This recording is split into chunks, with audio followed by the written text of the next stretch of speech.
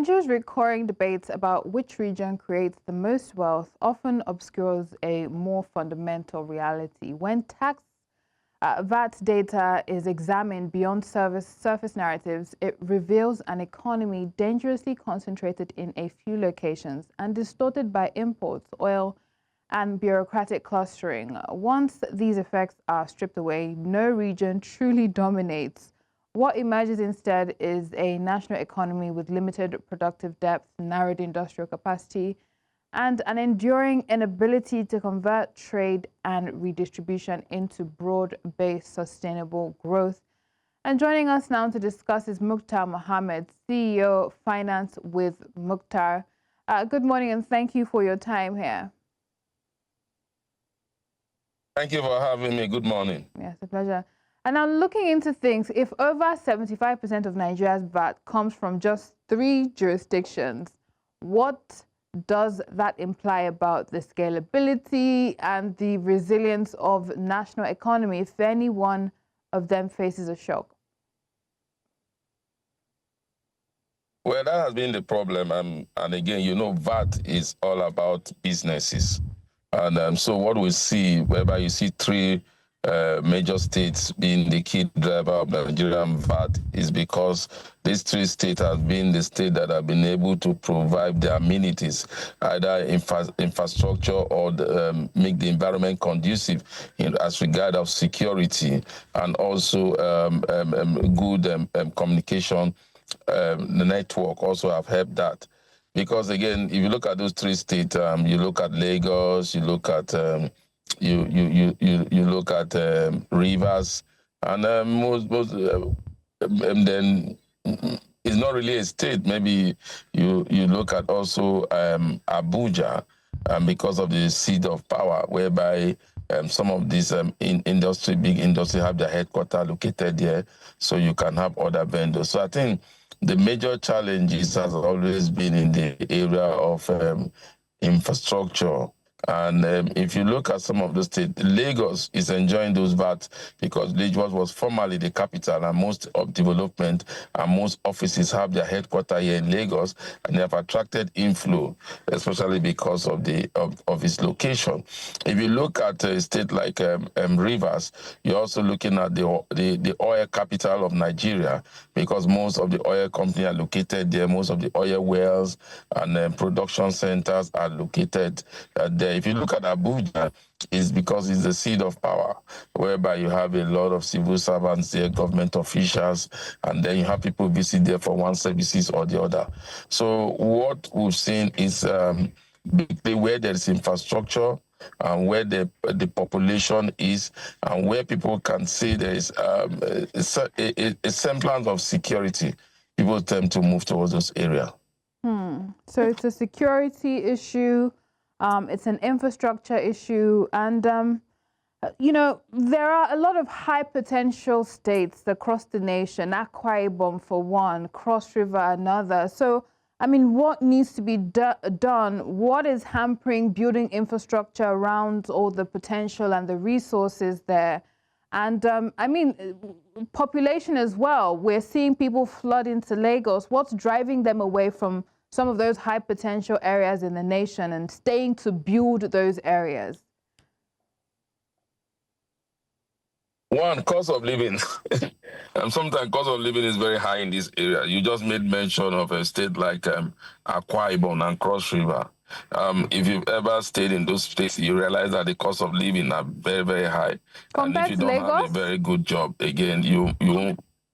Yes, I'm telling you, compared to Lagos, when you look at cost of living in a place like Akwa Ibom, let me give you an example. A place like Oron in Eket, which is the headquarters of Mobi, cost of living there is very, very high. If you look at Cross River, because of the security outlook of that state, and also you have to look at the environment, you realize that again, cost of living is also a factor. Now, let me tell you, when I talk about cost of living, I'm talking holistically, where you are looking at cost of food item, cost of accommodation, and the ability for job sustainability. And so it's not there compared to, that's why a lot of people move to Lagos, because in Lagos, you can can decide to stay in Mowe outside of Lagos and be able to come and do your work. But in these places, wherever you attempt to stay that is further away from your location, you a lot of you're spending so much of your money on transportation, so it will definitely go back to infrastructure. So I think when you look at the states now, they've been trying to develop infrastructure. You're talking like a state like Akwa Ibom itself, which have developed since the advent of democracy, from Obom Victor Atta to Akpabio as the governor, and then also to the last governor, and then to the present governor. You've seen that development has come to Akwa Ibom. You see they now have an airport there in Akwa Ibom. They also have a good infrastructure. The stadium, one of the best stadiums in Nigeria, is located in Akwa Ibom. That have been able to attract. They have infrastructure in terms of road transportation, and then they have security also. It might not be top notch, but you realize that a lot of activities, kidnapping activities, have not gone on in those areas. So those are part of the reason that we attract people there now. If you say you have a product and you're not selling that product, that's another thing. So a lot of these state governments are not selling their products for a lot of people to want to establish businesses there. Like a place like Akwa Ibom, there's the Akwa Ibom deep sea that is being worked on. I don't know how far that has gone, because Akwa Ibom can also be a hub for, instead of to discongest their Papa port. Most of these containers could land in, they could bet in those places, and then be, especially when they are going to state like Cross River, the northeast or the south. I mean, they are going to play like southeast or the south. But we've not been able to do those infrastructure there, or they've not been able to sell it and get the kind of development for people to come in to want to invest their money. I'll give you an example. If state like Lagos now, the deep sea in Ekpe is being developed by private sector, and you can see how that is within 3 to 5 years now. You see a disconnection of Apapa port. Most of the cargoes will be getting in that deep sea in the Ekpe area. But that cannot be said of companies want to establish their own, and private company want to take care of the logistic or establish things like that in a state like Akwa Ibom. So, but the government need to sell it, and in selling it, you must sell it with incentive. So there's the role the subnational governments have to play in marketing their states. And are there any other high potential states when it comes to revenue generation, when you look at what's going on, even in the East?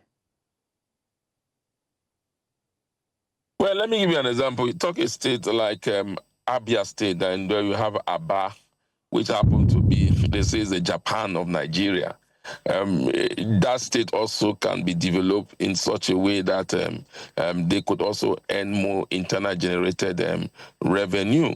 So especially the state in the south is that mostly are largely driven by trade, trade in terms of trade volume. So those states also are states that the government can also be able to make it conducive, then they will generate VAT.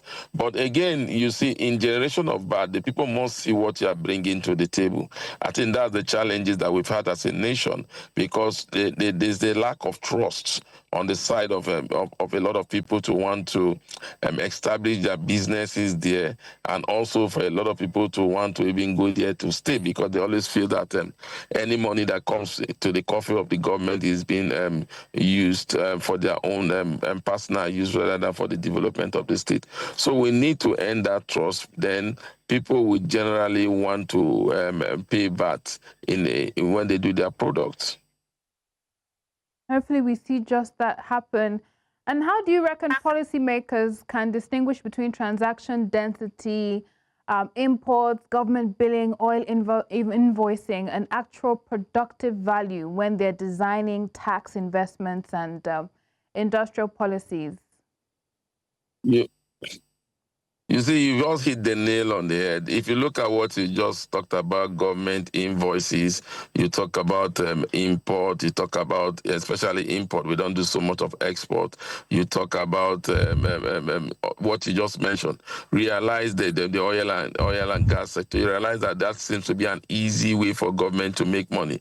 And so government's always open for that. They've not been an innovative, creative sector of the Nigerian economy, whereby government will need to put in a lot of work to even gain, to even have revenue. So the government is not ready to put in the work, especially in sectors that will generate them more revenue. So what the government is looking, they are looking at an already developed sector, and then just to continue to tap from that sector rather than seeing how they can expand into it. So policymakers need to look at the strength of their people and begin to see how they can develop policy that will help increase the net worth of their people. VAT is all about net worth. If you provide employment for your people, then that means your people will have the capacity for consumption. And once there is consumption going on, then definitely industries want to be located in an area where there is consumption. And so once there is consumption, then the people will be able to pay value-added tax for every product that they consume. So government needs to work on that. And you know, when it comes to value-added tax, if you have a pleasant economy, like an agricultural-driven economy, you can't be telling them to come and pay you tax, because some of those products will just be bought from the point of production right to the city. But when you create an industry that is to make those products into finished products, you give them the enabling environment to be there, then definitely by doing that, you'll be able to attract those companies, and those companies will bring their product, and their product will remain in your state, and then people will consume that product and begin to pay VAT on each of the products they consume. But the challenge we've had as a nation is that, remember, the new tax law was to build on that said your VAT would all more to be depending on what you are able to bring to the table in terms of consumption. But you saw how the state government fought against that, and that did not see the light of the day, because most of the states are not ready to be innovative and creative. It's more about innovation. You've highlighted some of the inhibitions, security, low population, amongst others, preventing some states from tapping into their potential. But beyond that, right, what are some of these structural barriers that are preventing most states who do have large population from converting that population and active markets into formal and VAT visible production? Ability to create job. Like I said, VAT is all about consumption. So if your people do not have employment, how do they consume and then be able to pay VAT? So it's about creating an employment for those population. That is the key that will drive VAT revenue to the state. So it still boils down to that ability to attract big players into your state, either through policy that exempt them from taxation immediately they go there, so that they'll be able to create employment for your own youth, and by that then we are beginning to have consumption. Nigeria is a consuming driven economy, so any state that want to survive must be able to attract industries that are consumption driven. That is the only way they need to go, because like I said, VAT is only paid on consumption, and then also on products that are being brought in. Lagos enjoy more VAT because you have the seaport here, you still have the airport, the international seaport here, you have the airport here. So they would definitely, and most of the eateries, most of the big companies, most of the contractors, the vendors, they are here in Lagos, and it's the consumption, and they are here because of the population. And yes, you could say Lagos have a challenge in terms of job employability, but it's not as challenging as some of these states. So definitely you have a lot of people move into Lagos because the belief is that once you come to Lagos, you have an occupation and will bring earnings. And once earnings start coming, definitely there will be consumption. Right. And the funny thing is that there are those who see through the numbers and see through the concentration of institutions and companies in Lagos and Abuja, and, you know, feel it gives a false sense of security, economic strength. We'll get into that in just a moment with you, Muktar Mohammed, after this break.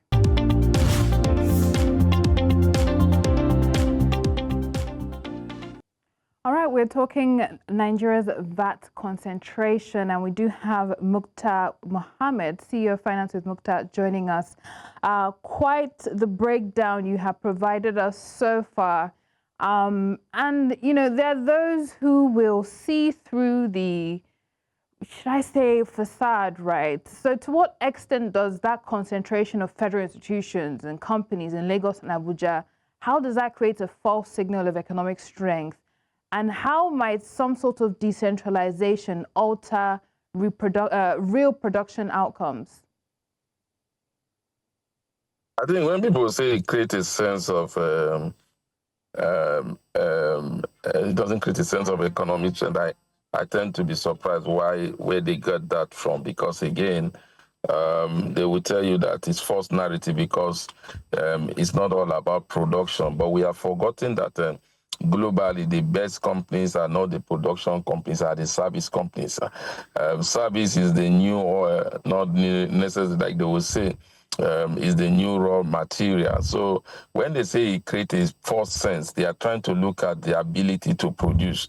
But again, when you look at global economy these days is moved by the service sector, the ability to attract the best into your place in terms of services. So when you look at that, you know that whatever they are trying to say, they are looking at the narrative of when we were in the 80s, when in the 60s, when we all think about the raw material, the Ghana pyramid in Kano, but once you look at the evolving economic structure, realize that the service sector is what drive any growth in any economy like in the US and others. So when they say they are living on the false narrative is if they are not able to develop those service sector, because they are looking at the consumption, they are looking at we have the agricultural mass, we have the land, we have the ability to attract the manufacturing industry. But if you look at 90% of the manufacturing industry, they are still located in Lagos, even when their raw material base is outside Lagos. They are ready to bear the cost to bring it in. So I don't think it's a false narrative they are living on. It only becomes false if they in turn are not able to develop their infrastructure to make it in terms of infrastructure. Then you talk about security. Now, a state like Ogun State, if you look at it critically, where they are enjoying the VAT, most of the VAT that the state like Ogun State is enjoying is as a result of its proximity to Lagos, because a lot of people that naturally will not be able to afford a house in Lagos will definitely afford a house in Ogun State.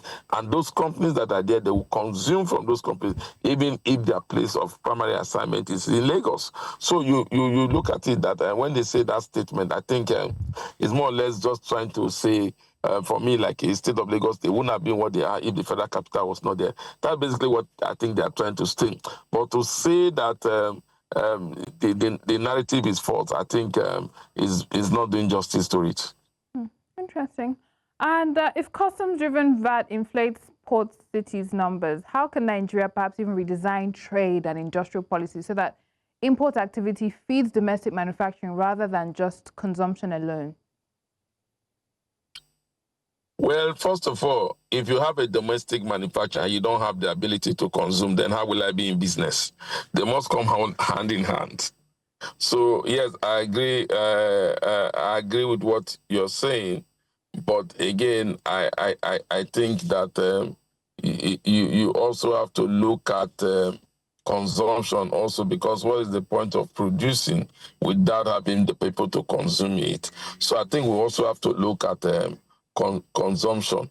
But back to your question, I think what we need to do is what I think this government is trying to do: improve the ease of doing business, improve the cost of funding, improve the ability for them to be able to do their business, that security-wise, and again, bring in a people-oriented tax policy. That again with Nigeria is good, because if you look at these states that I'm talking, they are mostly the informal states. They're most of the people there that are in the informal sector, not necessarily the formal sector. So for the informal sector to be able to make more and then consume more and then add more value to your state economy, it has to do with, if you provide the right environment, reducing cost of production, and because the people earning ability is high, then they will be high. They would also have high consumption rates. Right. And Oyo State, for some reason, has stood out as a lesson when it comes to VAT performance. So what lessons can we draw from Oyo State's VAT performance relative to the entire zones? Which of those lessons are perhaps even transferable to other states without similar urban advantages? Focus governance and infrastructure. If you go to Oyo State, you realize that the places that you used to pass before now, they have good road network, linking not just Ibadan, but linking other local government within Oyo State. That has opened up Oyo State. I think so. The lesson that will be learned there is good governance, corporate governance, good governance, and infrastructure. That is what the least every Nigerian wants from the government, and that is what the Oyo State is providing. And you can see the results by the numbers that comes to them.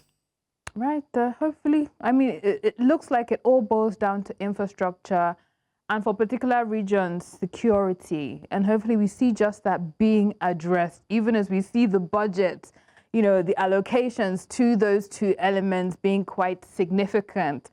But thank you so much for your perspective and insight into this conversation on the show today. Muktar Mohammed, CEO of Finance with Muktar. Thank you for having me. Do have a blessed day. Yes, you too. Always a pleasure.